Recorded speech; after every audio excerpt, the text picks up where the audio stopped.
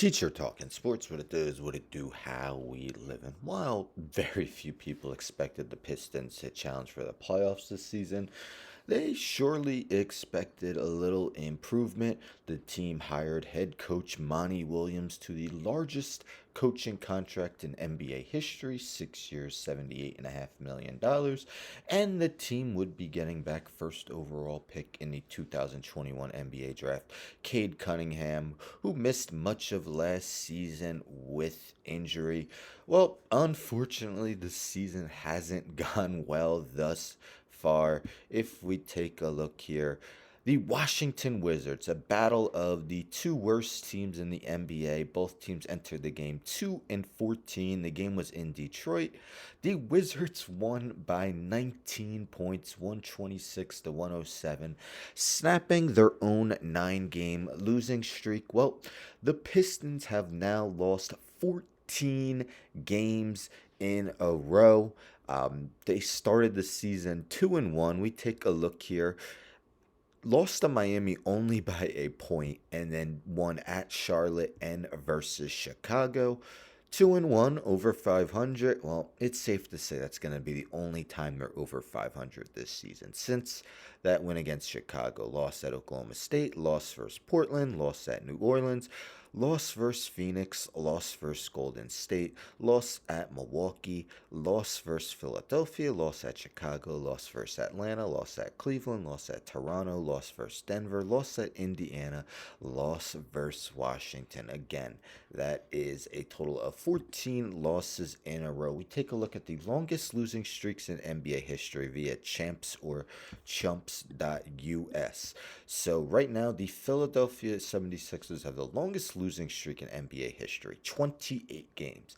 That did come over to a two-season period, though, 2014-15, 2015-16. I think they lost 10 in the first season, 18 in the latter.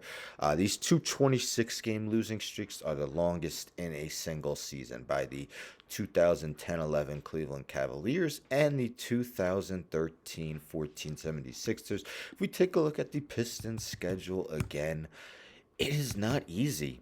We take a look at their next 7 opponents versus the Lakers, at Knicks, versus Cavaliers, versus Pacers, versus 76ers, at 76ers, at Bucks, all over 500. Then at Atlanta, that is a 500 team. If they lose all 8 of those, that's 22 losses in a row.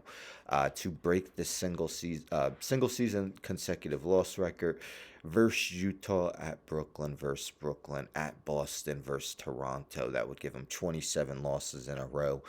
So that won't happen until December 30th. If they want to break the all-time consecutive losing streak, they would need 2 more losses at Houston, at Utah. And I say if they want to. Of course, they don't want to. But if it were to happen, that's where it would happen. Of course, that's a long way to go. They are only halfway to the longest losing streak in NBA history. But more than halfway for the single season.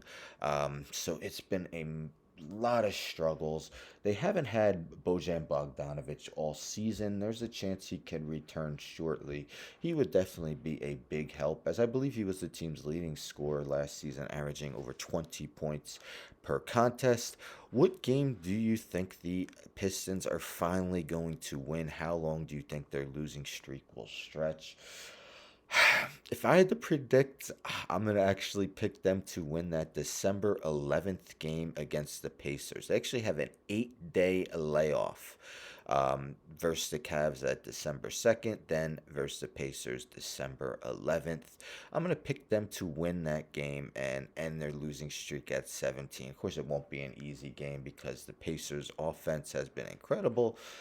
Defense might be a different story, but that's the game I'm going to predict them to win. If they don't win that game, it's probably going to extend past 20 games consecutive losses. But Pistons really struggling. Let's see when they could get out of this funk. Anyhow, don't forget to subscribe. Tell a friend to tell a friend to tell a friend to subscribe. Like the video, share the video, hit the bell for notifications. I'm out.